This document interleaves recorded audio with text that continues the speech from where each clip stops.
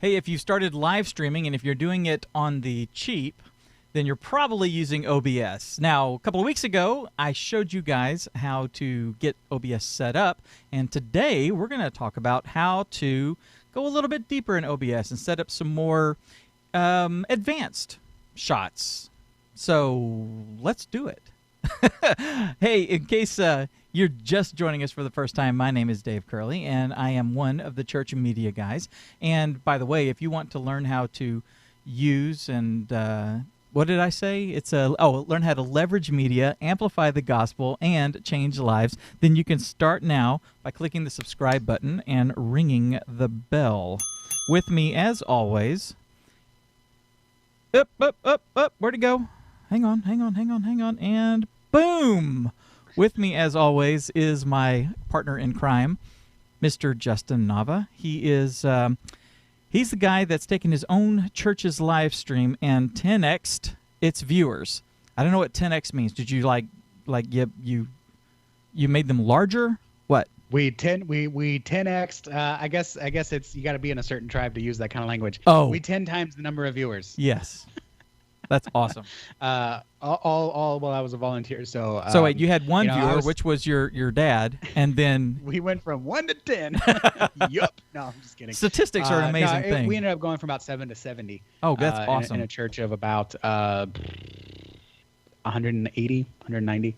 That's awesome. So I'm very proud of that. And I did that all as a volunteer. That was like non-COVID, right? I mean, that was like in the old days. That was before COVID. That was before. I mean, COVID. Just we're getting more people now. Of course, I left the church about 7 months before COVID, all that started. So, but anyways, I'm proud of what I did, and I'm really excited here. What's going on in the chat, everybody? We got people from all over. We got several people watching from Africa, someone watching from India, someone watching from the far land of California. Ooh, man, we are just worldwide here, and they're all here to learn from you, Dave, because you've been using OBS since the early days. You make it look easy.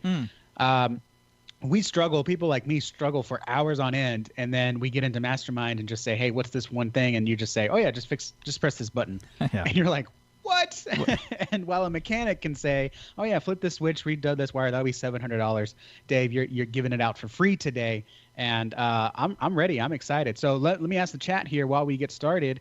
What's your biggest OBS challenge right now? What's your biggest OBS challenge right now? Because we might have answered it in the beginner walkthrough we did a couple weeks ago. We might get to it today. And if you put your question in, we may either answer it or schedule it for another pro tip or show. So let us know, what is your biggest OBS question right now? Dave, why should we look at these settings beyond just getting started? Like we talked last time about framing the shot, about getting the bit rate, about getting it streaming. That's all good and dandy. Yeah. Why do we need to go into these advanced topics today? Well, you and I talk about this a lot, and Bill, which, by the way, we're sorry Bill's not with us today. He's in the middle of a thunderstorm, and it's messing up his internet and stuff. So, pray he doesn't float away, which he shouldn't. When we always talk about who our audience is, who the people are that we're trying to reach during our worship service. Now, if you're working in the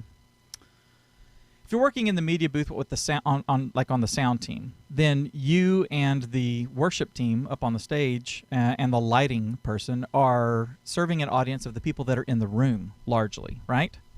If they're sitting there, you're creating the environment, the oral environment and the visual environment on the stage, and the presentation environment for them in there, so that they are able to engage with everything that's going on and not just feel like a butt in a seat. Those of us that go the next level with our video, who are working with the stream, the video stream, then we're using those folks that were, that same team who's feeding the environment, but we are specifically concerned with not the audience that's in the room, but the audience that's online, which means the people that are using their phones and sitting there like this, squinting at the screen. The people that are on their laptops or maybe watching on Roku or on YouTube on their TV or something like that, okay? And that experience needs to be unique to them, which means we need to be doing things like, we talk about making sure that the camera is zoomed up close to your pastor, so that when he or she is pacing around on the stage, they're not like walking out of the frame, they're gone, and then they come back in. No, you're following them around and basically taking the viewer on the visual journey of what's going on the stage up close and personal. So setting up OBS and getting started is kind of step one, and we covered that. Again, go to obsproject.com. It's free.com, or is it .org? I don't remember. Just search for OBS project. Somebody, Chris, put it in the notes here. .com. It is .com. Okay. And you can download a free copy of it. It works cross-platform, which is awesome. And you can follow our previous video about how to quickly get it set up. It's really easy to do. It ain't pretty, so if you're looking for some great, wonderfully elegant environment for doing your live streaming, you're not going to get it, but it's really powerful. So we showed you how to set up some of the basic stuff. I want to talk about a few things that you can do to kick it up to the next level. And one of those things is how to use a single camera but get 2 shots out of it. Okay? Now, I'm going to give you a caveat. This is going to work incrementally better the better and higher quality your camera is. Okay? So if you are using a webcam, a Logitech C920, and it's sitting on the edge of the balcony, and just shooting down onto the floor, you'll get results. Okay? If you're using a camera like the one I'm using right here, which is like a broadcast level camera, you're going to get fantastic results. All right, so just keep that in mind. The garbage in, garbage out. Right, the better the source that you're putting in, the better the quality is going to be. Justin, shall I show them the screen? Let's do it. Okay, so here I'm going to move my mic around just a little bit. Hope you guys can still hear me okay. All right, so here we are. Here's OBS, and I've got it, enlarged a little bit. I hope that you guys can see this pretty well. I've got one camera connected right there, and that is going in through my Blackmagic Mini recorder. And let's say that this shelf that you're looking at is our stage at the church, okay? And if I want to show what's going on the stage, I'm going to hit fade, and then that stage is going to be going through our program. And now we can see it, and it looks great. And we've got our band over here. We've got our core worship team here in the middle. That's R2 and 3PO and Luke. And then we've got some more of the band over here where the Legos are, okay? Now, this is a great shot, and we can see everything that's going on. We have a really good context of what's going on our stage. But let's say we want to focus on our worship team.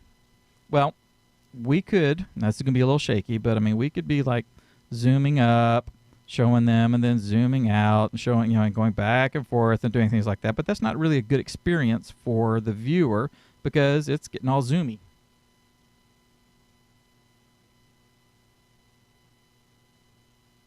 Trying to keep the focus locked on a 3PO there. Sorry about that. Okay, so how do we fix this? How do we get a close-up and then get a wide shot at the same time? We can start very easily by duplicating our scene here. So remember, the left-hand panel, we have our scenes, and scenes are basically the shots. So I have a scene called Cam 1 Wide, and each scene has a source or multiple sources. In this case, I've got the mini recorder, which is the capture device I'm using to bring in the camera. Okay, so I'm going to just duplicate this by right-clicking on it and choosing Duplicate. And then I'm going to call it Cam 1 CU, standing for close-up. And now I've duplicated the scene, which means the source is already a part of it. Okay, so now I've got the same source right here, and it looks identical, obviously.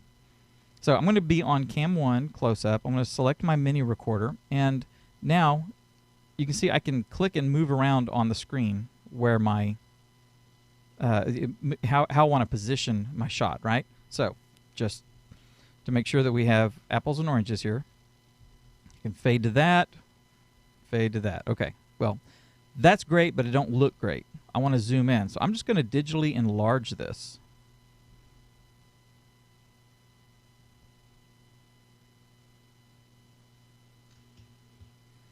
So now I have a slightly larger, and again, the better the quality of the camera, the sharper this image is going to be, the better it is, okay? And also the better the light is going to be.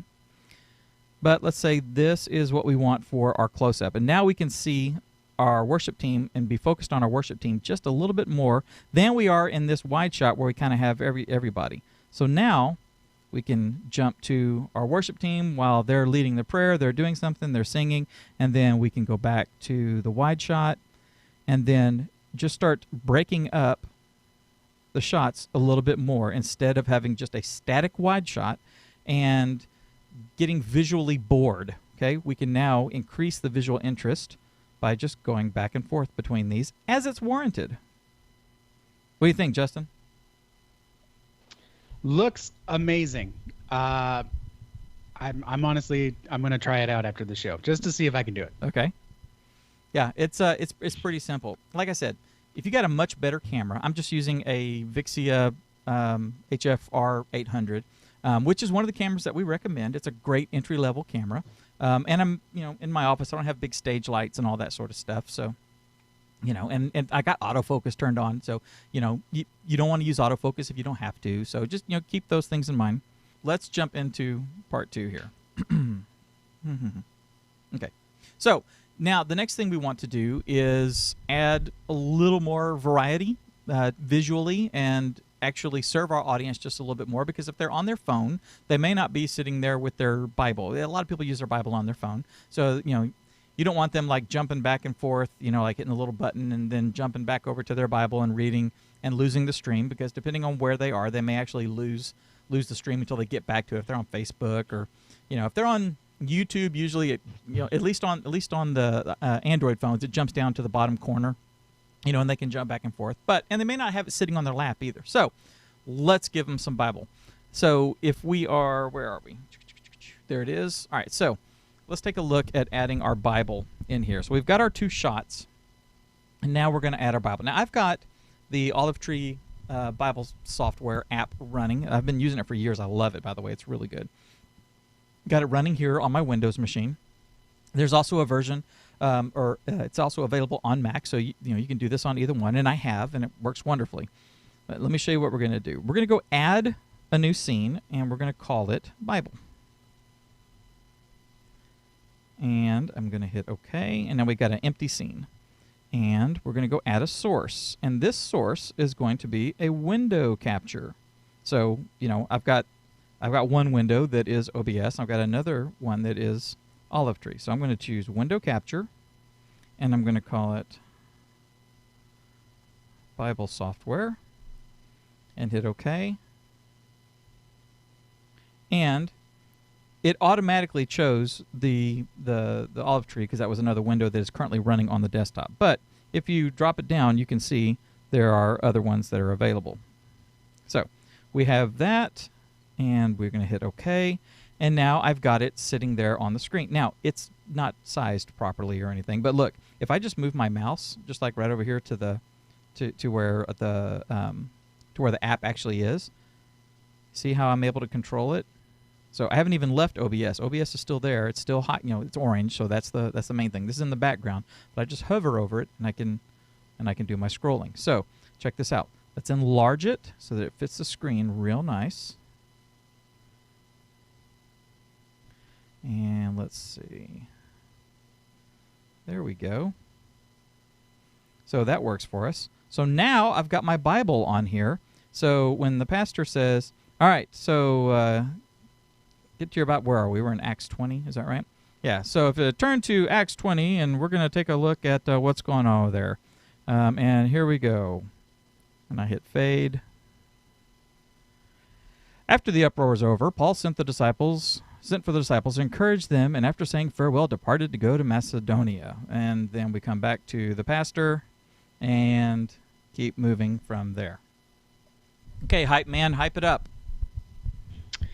I love this because I imagine pastor like, you know what? That reminds me, Isaiah 6. Let's turn to that real quick. And you're like, where's the PowerPoint? Export to an image. Bring back into the thing. Bring it in as an overlay. It's like, nope, just search Isaiah 6, send it over. Boom.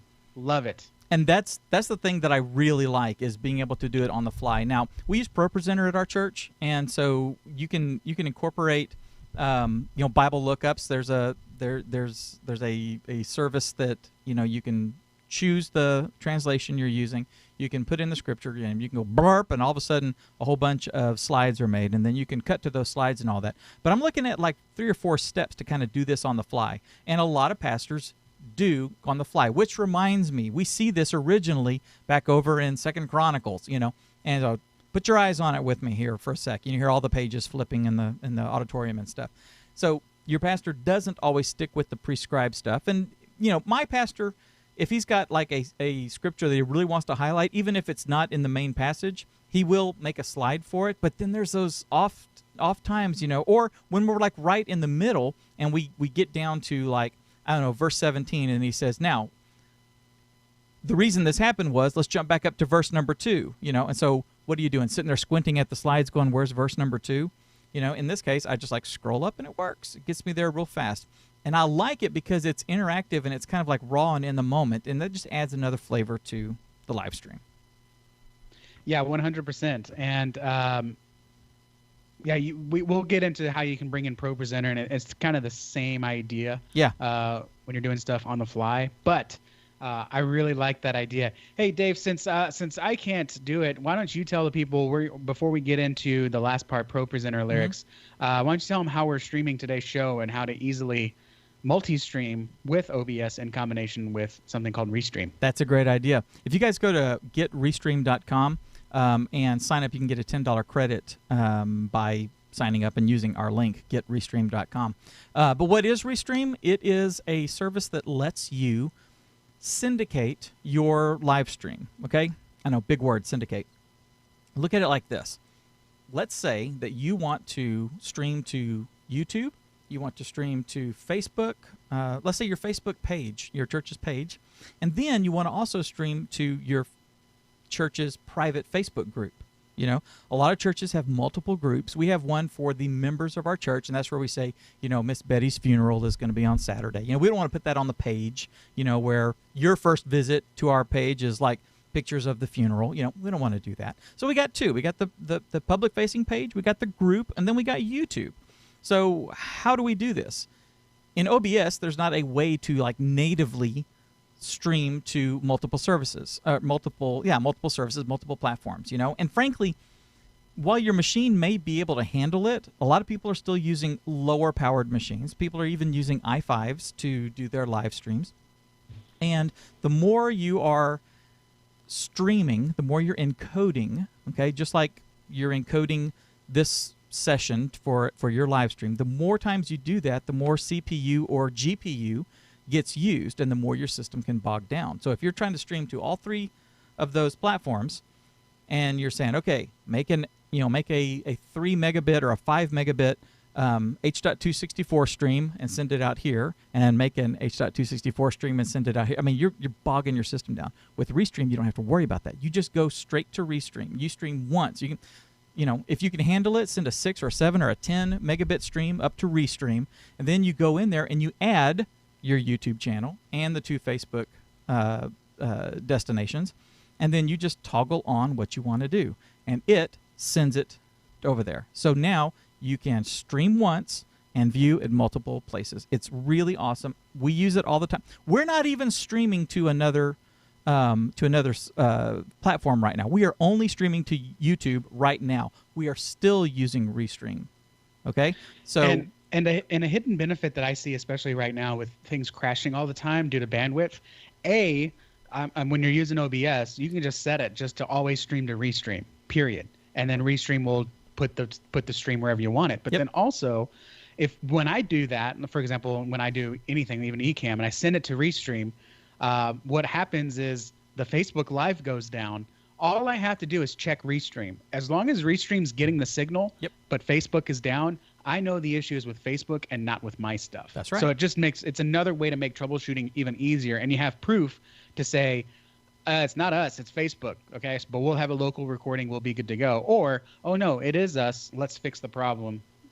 That's a super easy troubleshooting, because Restream, I haven't seen it ever go down as often as Facebook or YouTube. So you'll be able to see where the issue lies and be able to fix it that much faster. Yeah, that's just a little hidden benefit. That's a great benefit. Anyway, go to getrestream.com. That's our link, and that helps us. So if you go there, they will give you a $10 credit if you sign up. So go check it out. It is awesome. And you know, like I said, the machines that I'm doing my streaming on right now, they can handle multiple encoding sessions, but they're even more streamlined because I use Restream. Now, let's talk about lyrics. People are always wanting to know, how do we get ProPresenter to get into OBS, you know, or vMix or anything like that? Well, the latest version of ProPresenter, which is ProPresenter 7, that's what's out there, they have incorporated the NDI technology. What is NDI? It stands for Network Device Interface. Think of it like having a video capture card that just works over your network. Okay, so basically, you go to a machine, and let's say the iMac that you're running ProPresenter on, and you tell it to send out the full screen lyrics, the ones that are up on your big screen, that version with the pretty background. You tell it, hey, send that out over NDI. And what it does is it broadcasts that stream to your network, and your network, anything on your network that can read an NDI signal will say, oh, look, there's full screen graphics are available to me here, so grab them and use them. That's actually how I bring Justin and Bill in during our show. I've got a computer sitting right here in front of me. It's my Hackintosh. And then sitting over here next to it is where I have vMix. And so the guys are in Skype, and their signal goes out, is broadcast out over NDI, and I go in here and I add one in and add the other one in. It's really cool. You can do it with OBS. Check this out.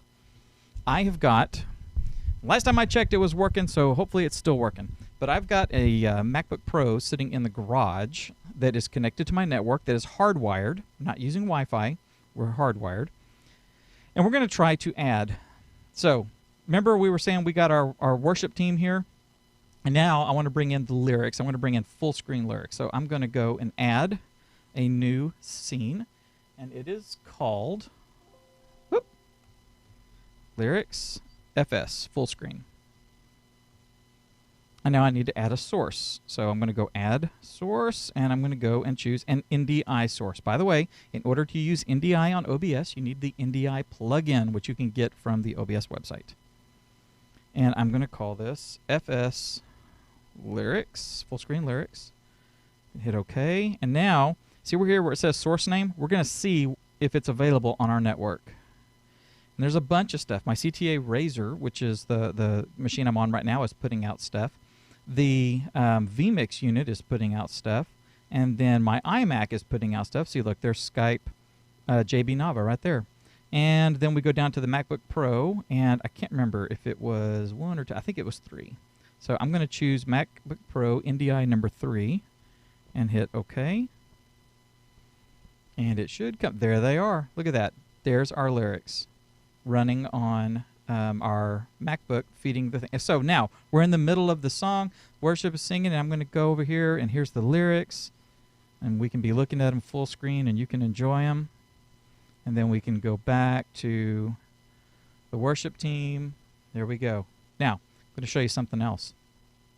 We can actually add these lyrics as a lower third. So how would I do that? Well, I'm going to start out. Let's see, which one are we using? That's the wide shot. So we'll use the wide shot, okay? I'm going to make a duplicate of this wide shot. And I'm going to call it Camera 2 Wide Lyrics. And I'm going to move it underneath here just so that I can have it. And I'm going to come over here where I have the, let's see, there it is. Okay. So I'm going to come into here, and I'm going to add another source. And it's going to be an NDI source. And we are going to call this one L3 for lower third lyrics. And I think that one was number 2, I believe. There they are. Why didn't that add? There they are. Okay. So now I've got the lyrics sitting on top of the mini recorder. If I move them down, the mini recorder's on top. There we go. So there's my lyrics. Now I need to key it out. So I can right click and I can go to filters and I can go to add effects. And I don't remember if, do I have alpha key available? I don't think I do. So I'm going to take a look at Luma key just real quick. I can always do color key, but just let me look at, see if Luma key did it. Yes, there we go. All right, and so now if I need to smooth it a little bit, set the minimum, smooth it a little bit, there we go, and hit close, and look, there's my lyrics. And they look a little small, so, and I'm just going to drag and move them, enlarge them just a little bit, and they're going to sit right here. And so now I've got my wide shot, and I got my wide shot with lyrics. And when the song starts, I can just bring the lyrics up, going back and forth as needed. And I can do the exact same thing for the close-up. I can do the exact same thing. In fact, I can select these and copy them. Those lyrics go to the close-up. Let's see, let me duplicate the close-up. And we'll call it close-up lyrics. And I'll move it underneath. And then let me go in here and we'll right click, paste reference, and there they are. Oop. So now I can fade that in. Look, there's a close-up with our lyrics. And now I've got the wide shot with our lyrics, and I can go back and forth with these as needed. Obviously, you're going to want to position them and make sure that, you know, they're positioned the same, get the exact same scaling, exact same positioning. But that's no big deal. You can copy the filters, you can paste the filters, and it works really. This whole thing just came off. That is funny.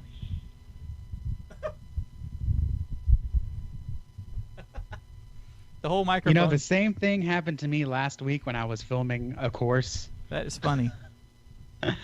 That is really funny. Yeah. So anyway, there you go. That's some advanced stuff that we can do with OBS. And if you do this, then you'll have more visually interesting shots, and you'll have a lot more flexibility. It won't be just that wide shot the entire time. And then, you know, even if you had the lyrics coming in, or if you add the lower, I mean, you got a lot of flexibility now. We're still using one camera in this shot, one camera, and we're bringing in also our lyrics full screen. We're bringing in lower thirds on top of our cameras.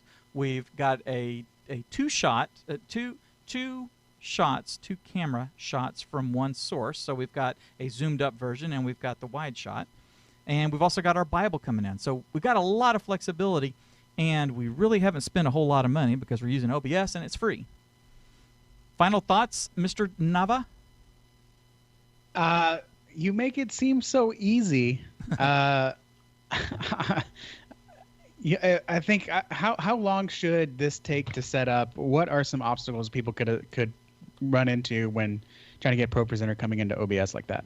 Well, if you're using ProPresenter 7 and you know how to, you know, go to your screen edits and turn on your create NDI output, I mean, that's kind of the hardest part.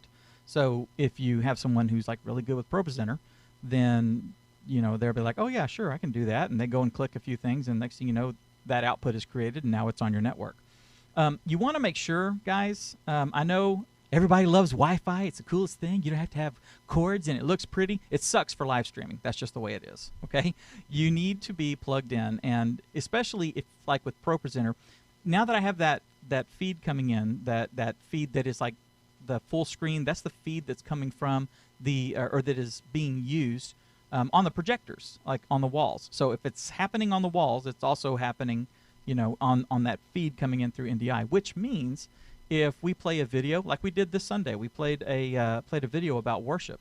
You know, a nice little 3-minute, highly produced video that we downloaded from some service. Okay, absolutely wonderful. If you're doing this over Wi-Fi, you're going to have lag. You're going to, I mean, depending on how much stuff is happening on your Wi-Fi will depend on how much lag you have, okay? So just keep that in mind. In our booth, we actually have a switch that the iMac is plugged into, and that the TriCaster that we use is plugged into. My laptop, if I need to use it, is plugged into that as well. So we have all these things hardwired to each other, literally like sitting in ports next to each other right there.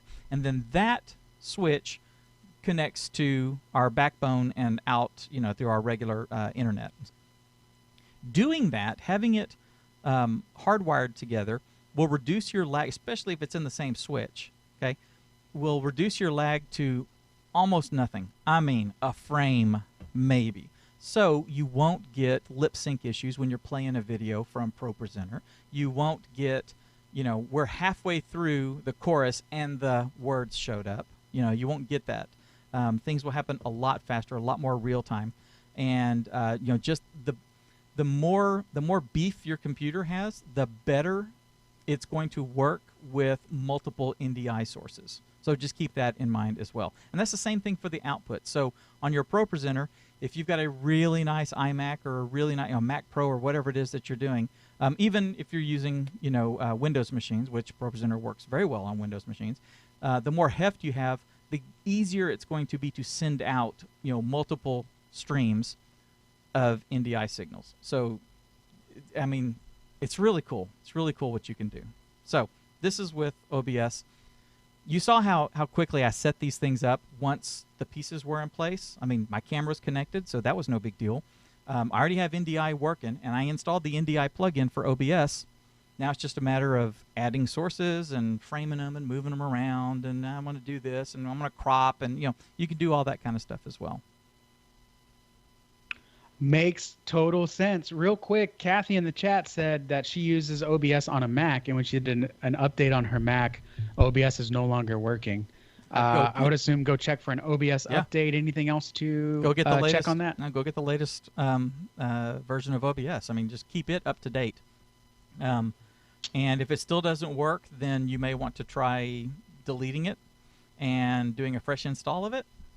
I mean, that's seems kind of extreme, because this one's already been set up and all that. But I mean, you set it up, so you can set it up again. It's just going to take a little time to get all the pieces back where you want them.